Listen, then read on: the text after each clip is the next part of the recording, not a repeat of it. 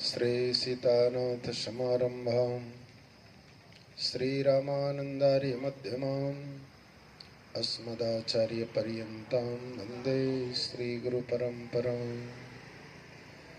श्री सीताराम जी महाराज की, श्री हनुमान जी महाराज की, श्री सद्गुरुदेव भगवान की जय। जय श्री सीताराम।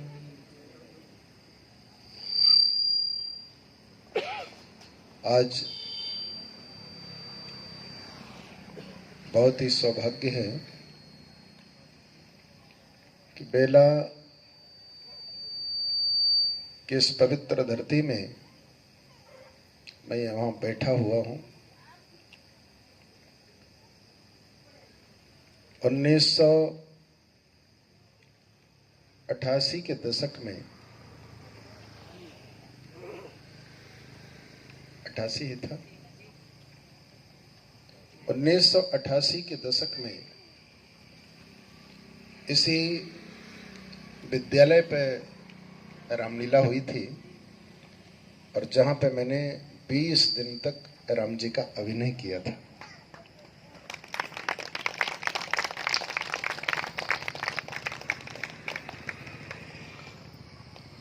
बहुत भीड़, बहुत लोगों का प्रेम, समस्त क्षेत्रवासियों का प्रेम रामलीला वालों को मिला था और पूज्य महाराज श्री के चरणों में सभी ने प्रेम भी किया था। 1988 में 20 दिनों तक रहने के बाद, रामलीला करने के बाद, यहाँ के हर बच्चों से मेरी जान पहचान हो गई थी। उस समय की ये बहन भी बैठी हुई है, क्या नाम है आपका? उर्मिला शुक्ला। उस समय आप उर्मिला क्या थी आप उस समय? तो शुक्ला तो अभी हुई है ना? गौतम थी, उर्मिला गौतम जी। बहुत सारे बच्चे। उस समय के यहाँ के सरपंच या कौन थे मुझे इतना याद नहीं है, उनके भाई की शादी थी तो उस बारात में भी मैं गया था। उधर तालाब साइड जब जाए तो उनका घर पड़ता था, यहाँ से काफी दूर गए थे बारात में। जगदीश जी।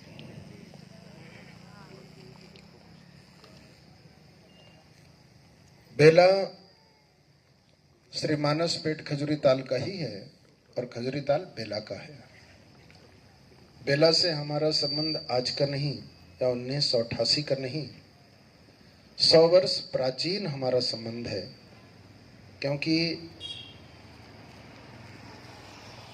बेला का तात्पर्य ही होता है हमारे जीवन का एक बहुत बड़ी बेला, यानी शुभ अवसर, या कि हमारे जीवन का एक बल, उसी का नाम तो बेला है।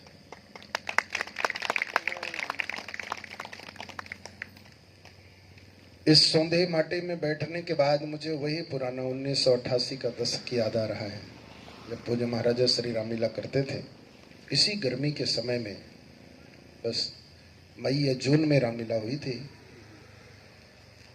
एक अद्भुत प्रेम मैंने आदरणीय श्री सुरेंद्र द्विवेदी जी से, बाबू भाई से मैंने आग्रह किया था कि बेला के लोग भी खजूरी ताल में पधारें। 14 अप्रैल से 23 अप्रैल तक शताब्दी महोत्सव, जिसमें कि तुलसी पीठाधीश्वर परम पूज्य स्वामी श्री राम भद्राचार्य जी महाराज के द्वारा राम कथा और सायंकालीन बेलाने में सांस्कृतिक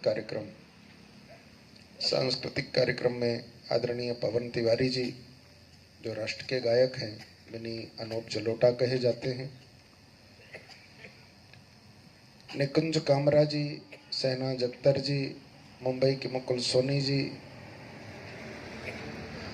आल्हा गायिका संजो बघेल जी छतरपुर से, ऐसे अन्य कलाकार हैं। पूरे देश से साधु संत पधार रहे हैं। अयोध्या, हरिद्वार, ऋषिकेश, वृंदावन, बनारस, सभी महामंडलेश्वर शंकराचार्य 14 अप्रैल को ही पूरे पीठाधीश्वर जगत गुरु शंकराचार्य स्वामी श्री निश्चलानंद सरस्वती जी महाराज का शुभागमन होगा। जगत गुरु शंकराचार्य स्वामी निश्चलानंद सरस्वती जी के बाद में ठीक सायंकालीन की बेला में रात्रि में कामदगिरि पीठाधीश्वर जगत गुरु स्वामी श्री राम स्वरूपाचार्य जी महाराज का शुभागमन होगा। इसी तरह से प्रत्येक दिन बड़े से बड़े मठाधीश शंकराचार्य जगत गुरु पधार रहे हैं। तो एक खजूरी ताल आपके निकट की जगह है। यहाँ से अगर ऐसे जाएं तो सीधे 10 किलोमीटर 12 किलोमीटर पड़ेगा, और अंदर से अगर रोड से जाएं तो 15 किलोमीटर, इससे ज़्यादा की जगह नहीं है। तो इस पवित्र धरती में पधारिए और प्रातः काल यज्ञ की बेला में पहुंचकर साधु संतों का दर्शन भी करें। और सांस्कृतिक कार्यक्रम में बाहर से जो कलाकार, दिल्ली से, मुंबई से कई फिल्मी स्टार भी हैं, कई कॉमेडियन भी हैं, कई कलाकार हैं, जिसको कि आप सभी लोग उस पवित्र आनंद को लेंगे। परम पूज्य स्वामी अनंत श्री विभूषित दादा गुरु स्वामी श्री पुरुषोत्तम दास जी महाराज आज के 100 वर्ष पहले अयोध्या से चलकर इसी बेला से होते हुए खजूरी ताल पहुंचे थे और खजूरी ताल में आश्रम का निर्माण करवाया, जिस आश्रम में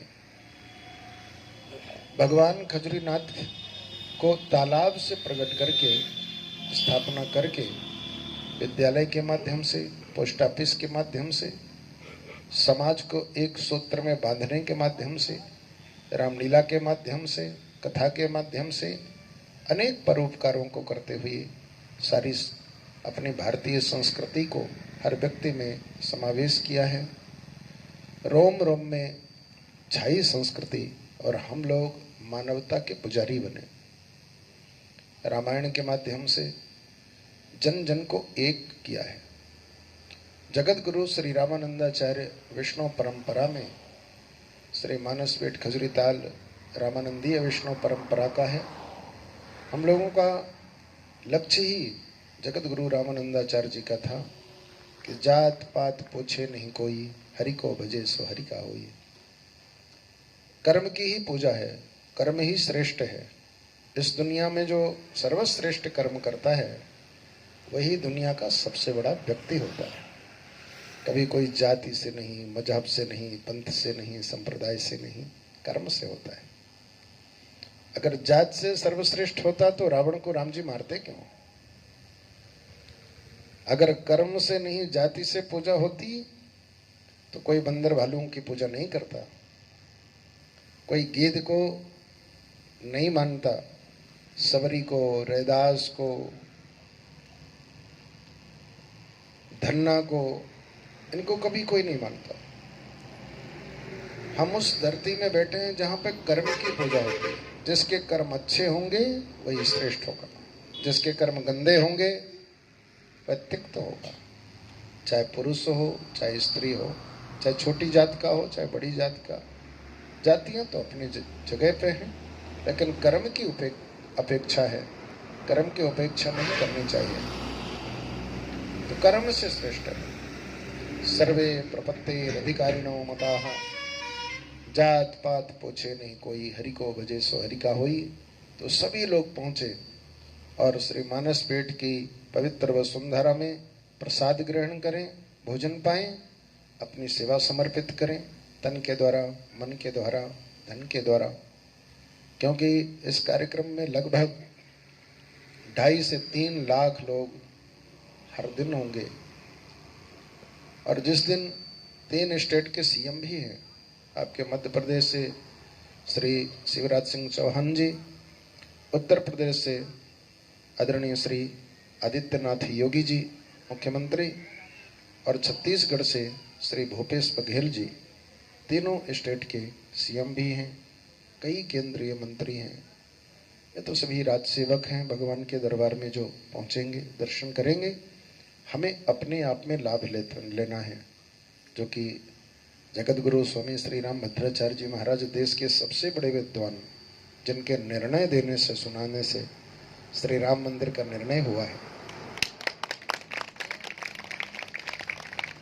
चारों वेद जिन्हें कंठस्थ हैं, 18 पुराण कंठस्थ हैं, ऐसे स्वामी रामभद्राचार्य जी महाराज के द्वारा हम राम कथा सुनेंगे। ये हमारे जीवन का सर्वश्रेष्ठ क्षण है। ऐसे संतों के दर्शन हमें कहाँ मिलते हैं। जिस दिन योगी जी पधारेंगे, बागेश्वर सरकार भी आ रहे हैं, जिनको आज सभी लोग जानते हैं, बागेश्वर धाम जी को, धीरेन्द्र जी को, बहुत सारे लोग, मैं एक दो नाम तो ऐसे बोल रहा हूँ जिन्हें आप जान रहे हैं। तो मेन मतलब है, हमें बागेश्वर जी आ रहे हैं कि ये आ रहे हैं कि हो रहे हैं, हमें अपने में लाभ लेना है। संतों के भी दर्शन करेंगे, चरणामृत भी लेंगे, प्रसाद भी पाएंगे, सभी लोग सम्मिलित भी होंगे, तो उसका एक अद्भुत आनंद, एक छोटा सा कुंभ है वो, छोटा कुंभ जिसमें संत भी। सबसे बड़ी विशेषता क्या है, इसमें हर वर्ग के लोग। ये आपके मध्य प्रदेश का पहला कार्यक्रम है खजुरी ताल में। इस कार्यक्रम की सबसे बड़ी विशेषता है कि हर पार्टी के लोग, हर जाति के लोग, हर मजहब के लोग, हर संप्रदाय के लोग इस कार्यक्रम में सम्मिलित हो रहे हैं। ये कार्यक्रम तो इससे भी बड़े होते हैं। इस कार्यक्रम में लगभग 6 से 6.5 करोड़ रुपए का खर्च है। इससे भी बड़े बड़े 50 करोड़ रुपए के कार्यक्रम होते हैं। लेकिन या तो जातिगत कार्यक्रम होते हैं, या तो पार्टी आधार पे कार्यक्रम होते हैं कि एक ही पार्टी के लोग कार्यक्रम करते हैं, मिलते हैं, या एक ही जाति के लोग कार्यक्रम करते हैं। लेकिन एक खजुरी ताल का ये कार्यक्रम कोई जातिगत कार्यक्रम नहीं है। पूरे देश के लोग, हर मजहब के लोग, हर संप्रदाय के लोग, हर जाति के लोग सम्मिलित होकर एक जगह हम बैठ के राम कथा सुनेंगे, एक जगह बैठ के सब प्रसाद पाएंगे, एक जगह बैठ के संकीर्तन करेंगे। ये हमारा सबसे बड़ी उपलब्धि है। जैसे गंगा के पास में सभी लोग जाते हैं, कुंभों में सभी लोग जाते हैं, तीर्थों में सभी लोग जाते हैं, बस इसी तरह से ये तीर्थ है। भगवान श्री राम, ये बेला की धरती साधारण नहीं है। देखो, जहां आप बैठे हुए हो, किसी काल में भगवान श्री राम के यहाँ चरण पड़े थे। ये आप लोगों को पता नहीं है, लेकिन हम बता रहे हैं। इसका प्रमाण भी श्रीमद् वाल्मीकि रामायण में है। रामायण में मिलता है। अभी जो पत्र दीजिए, सबको पत्र दीजिए। भगवान खजुरी ताल में भगवान श्री राम ने एक रात्रि विश्राम किया था। भगवान श्री राम जैसे चित्रकूट से चले तो सरभंग मुनि के आश्रम में गए, और सरभंग मुनि के आश्रम से चल करके भगवान श्री राम सुतीक्ष्ण मुनि के आश्रम में गए, और सुतीक्ष्ण मुनि के आश्रम से चल करके अगस्त का भाई सुदर्शन मुनि, उसके आश्रम में गए।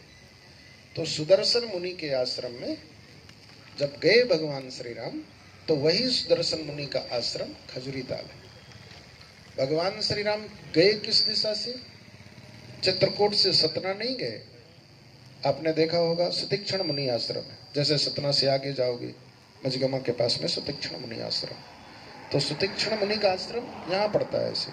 और जब सुतीक्ष्ण मुनि के आश्रम में से भगवान श्री राम को कहा कि दक्षिण दिशा की ओर जाओ, तो दक्षिण दिशा सतना थोड़ी जाएंगे, और सीधे ऐसे 60 कट होते हुए यही बेला को पार करते हुए खजुरी ताल पहुंचे। इसलिए तुम्हारे धरती तीर्थ है। यही 60 कट रास्ता था। उस समय जंगलों में कोई रोड नहीं होती थी, ऐसे वाहन थोड़ी थे, तो 60 कट रास्ते होते थे। तो बस यहीं से सीधे सिमरिया से ऐसे चलते हुए एक खजुरी ताल पार पहुंच गए। और खजुरी ताल से कहाँ गए? सीधे पटपर को पार करके गिधैला पहाड़, जो रामनगर और जिगना के बीच में है, एक लंबा पहाड़, तो उस पहाड़ में गिधैला, जिसे गिधैला कहते हैं, वही अगस्त मुनि का आश्रम था। भगवान श्री राम ने फिर वहां विश्राम किया। फिर मैहर गए, मैहर से सीधे आगे पार किए तो बरही होते हुए बांधवगढ़ पहुंच गए। बांधवगढ़ से सीधे छत्तीसगढ़ पहुंच गए, रायपुर तरफ चले गए, रायपुर से सीधे इधर नासिक की यात्रा कर लिया। तो आपकी ये बेला की धरती ऐसी नहीं है। श्रीमद् वाल्मीकि रामायण के अरण्य कांड के 11 सर्ग में 37, 38, 39 ये 3 श्लोकों में देखोगे तो चित्रकूट से लेके खजुरी ताल तक का पूरा वर्णन मिलता है। तो ये बेला की धरती भी साधारण नहीं है। अगर बेला की धरती साधारण होती तो आज ऐसे आप लोग नहीं बैठते। जहाँ पे प्रेम है, जहाँ पे सौहार्द है, जहाँ पे स्नेह है, सभी में एक मधुरिमा है, सभी के चेहरे में मुस्कान है।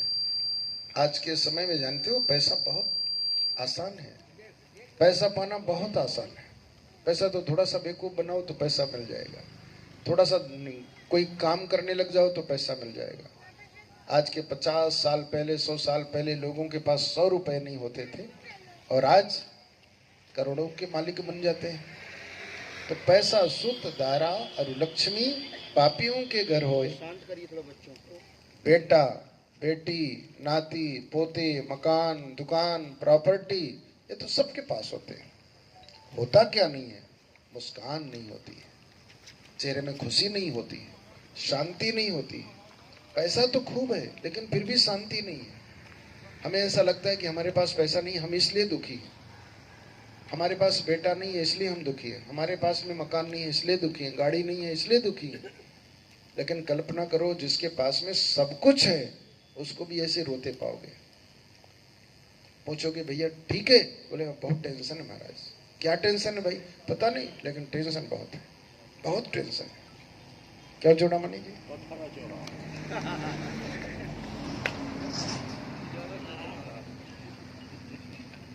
सबसे बड़ा टेंशन समझो। तो इस संसार में सब कुछ मिल जाता है, बस खुशी नहीं मिलती, चेहरे में मुस्कान नहीं मिलती है।